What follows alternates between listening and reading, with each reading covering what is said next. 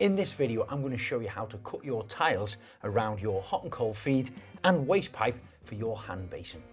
So place a tile underneath. On this particular one, I don't have to cut it for the two copper pipes above. It's just the waste pipe. I'll mark it on one side, then slide the tile across and mark it on the other. This will give me a square cut. Because the carcass covers this, we don't have to be too neat. That's one now cut and ready to fix into place.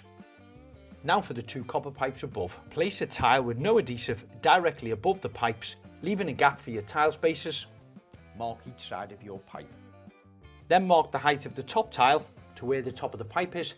Transfer this to the tile, then start to cut your hole using a diamond tipped blade. Once this is achieved, you can cut the rest of the section out using a diamond tipped blade on a grinder. Now it's cut, slide it over the pipes, check that it fits. If you're happy with that, you can spread the adhesive on the back of the board and bed your tiles into position, making sure you leave enough gap in between to get your tile spacer in.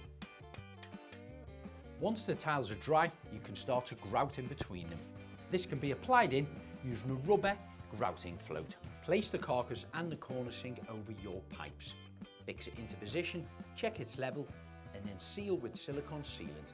So that's the tiling now cut, fixed and grouted behind the pipework of your sink. The sink's been refitted, plumbed on the inside and silicone sealed around the outside.